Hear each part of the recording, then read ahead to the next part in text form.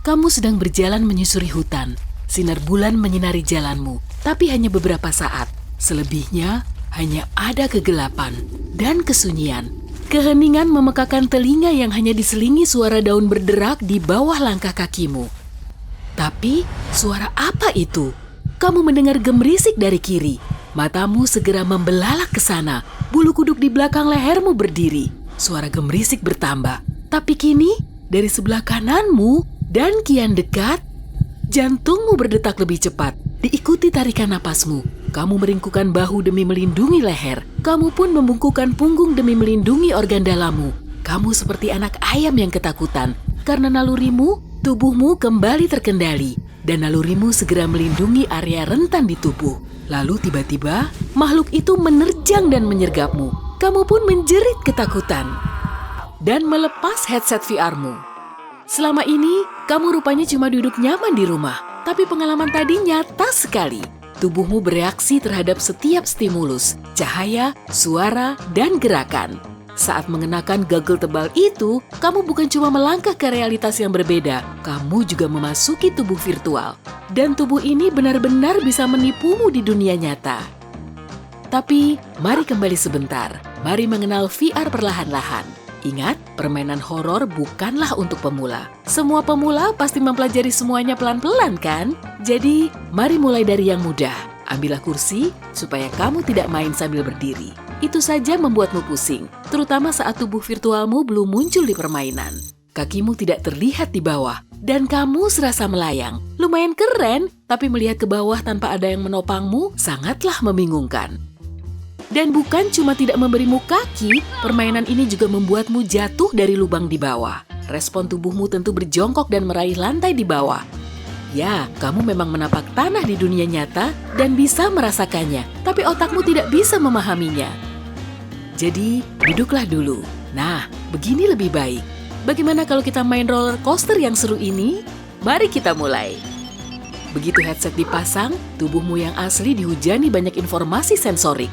Pupilmu melebar agar cahaya, warna, bentuk, dan pemandangan yang di depan masuk. Dari yang dirasakan di dunia maya, pupilmu mengirim pesan ke otak bahwa aku duduk di roller coaster, pahaku terlihat di bawah, lenganku ada di samping, dan ada lintasan membentang di depanku.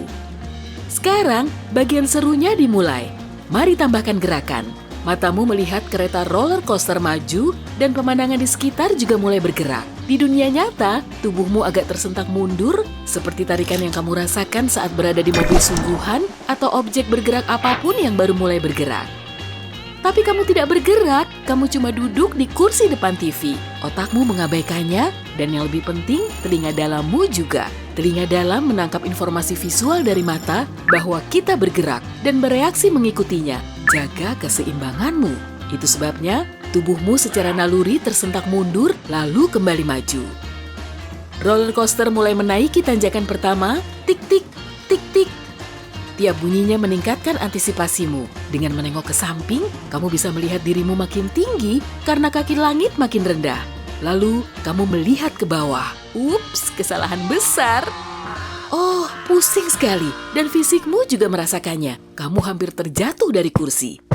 Di posisi setinggi itu tanpa tiang penahan, reaksi pertamamu adalah, aku ingin turun sekarang juga. Jika ada teman atau anggota keluarga di sekitarmu, mereka pasti tertawa terbahak-bahak saat melihatmu. Tapi tenang, setelah ini, giliran mereka dan reaksi tubuh mereka akan sama. Astaga, kita hampir sampai di puncak dan meluncur. Meski duduk di kursi, tubuhmu condong ke belakang. Tubuhmu mengira sedang didorong kereta roller coaster yang turun dengan kecepatan tinggi. Lebih tepatnya, tubuh bagian atasmu mencoba tetap mempertahankan posisinya, tapi keretanya mendorong tubuh bagian bawahmu ke depan. Ternyata, hukum pertama Newton juga terjadi di dunia maya. Siapa sangka? Sebelum bisa menenangkan diri, kamu tiba di lengkungan bawah pertama. Aku mual sekali. Seraya tubuhmu makin merosot. Yap, meski kamu duduk di kursi tanpa gerakan fisik, otakmu lah yang membentuk perasaan itu. Hanya berdasarkan informasi visual yang didapat dari Google itu. Oh, kekuatan pikiran memang luar biasa. Tapi tenang, kamu akan terbiasa dengan sensasi ini. Dan tanpa kamu sadari, permainan roller coaster ini tidak terasa seperti tadi lagi. Yang sebelumnya terasa memusingkan, sampai-sampai kamu mengira akan kehilangan makan siangmu, sekarang menjadi sepele. Apa kamu pernah merasakannya saat bermain VR? Tuliskan di kolom komentar, dan tulis juga rekomendasi permainan favoritmu ya. Saya butuh tantangan baru. Nah, kalau sudah terbiasa dan permainan seperti ini tak lagi seru, maka kamu tahu artinya, saatnya naik level. Singkirkan kursimu, berdiri, dan mari potong buah terbang. Kamu memutar pergelangan tangan, mengamati alat penebas buah ini, dan menguji ayunannya. Ah, bersiaplah, ada kiwi terbang. Tebasanmu meleset. Meski kamu melihat kiwi tadi dengan sangat jelas, otakmu tidak bereaksi cukup cepat untuk menyuruh lenganmu menggerakkan pedang ke tempat yang tepat pada waktu yang tepat. Artinya, koordinasi tangan dan matamu butuh dilatih. Di dunia nyata, kamu jarang olahraga. Tentu saja, kamu mungkin jago menepuk lalat yang mendarat di lutut atau menangkap barang yang kucingmu coba jatuhkan dari meja. Jika kamu tak biasa memainkan olahraga bola, saya yakin kamu perlu banyak latihan. Tapi bukan cuma olahraga, video game juga bisa memperkuat koordinasi tangan dan matamu. Tapi di VR, kesulitannya meningkat 10 kali lipat.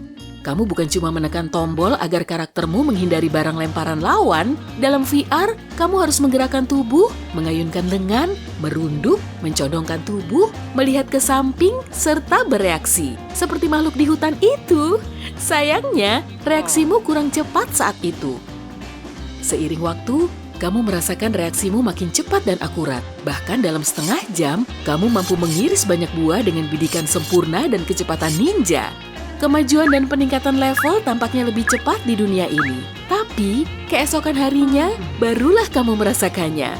Au, lenganku, punggungku, pahaku. Kamu berolahraga keras kemarin. Lain kali, jangan lupa pemanasan dulu. Kalau tubuhmu kurang bugar, rutin bermain VR bisa menggerakkan otot yang sudah kamu lupakan atau bahkan yang baru kamu tahu ada sekarang. Saya tahu, tidak semua permainan VR sama. Ada yang tenang, di mana kamu bisa menggambar karya seni raksasa di dalam ruangan. Kamu bisa meningkatkan keterampilan senimu dengan damai, serta makin mahir mengendalikan gerakan tanganmu untuk membuat detail. Ada juga permainan musikal yang membuatmu merasakan ritme dan ketukan, meski belum lama ini gerakanmu masih kaku. Tak peduli permainan VR apa yang kamu suka, ada satu kesamaan yang semuanya miliki. Membuat matamu lelah. Kamu bisa mulai merasakannya setelah 5 atau 10 menit jika kamu masih pemula. Ingat, pupilmu melebar mengikuti perubahan cahaya, matamu melotot ke segala arah untuk memukul buah, zombie, bola bisbol, dan benda lainnya. Matamu akan lelah dibuatnya. Tapi anehnya, sama seperti otot, koordinasi, dan keseimbangan, matamu juga menyesuaikan diri dengan beban yang diterimanya. Tanpa disadari, kamu bisa bermain lebih lama dari 15 menit. Tapi hati-hati, jangan abaikan peringatan di game yang memintamu beristirahat sejenak. Omong-omong, pupilmu melebar bukan cuma untuk menangkap cahaya lebih banyak. Emosi yang berbeda juga bisa mengubah ukurannya, seperti rasa takut, marah, gembira, dan itu bukan cuma di VR, cahaya dan emosi saling berkaitan. Saat kamu takut, pupilmu akan membesar agar menangkap makin banyak cahaya. Penglihatanmu makin tajam, sehingga kamu bisa melihat bahaya sekecil apapun dan bereaksi lebih cepat. Kalau begitu, apa kamu sudah siap mencoba permainan horor itu lagi? Hey, jika kamu belajar hal baru hari ini, klik tombol suka untuk video ini dan bagikan dengan teman. Berikut beberapa video keren lain yang pasti kamu suka. Cukup klik video di salah satu sisi layar, terserah saja. Dan ingat, tetaplah di sisi terang kehidupan.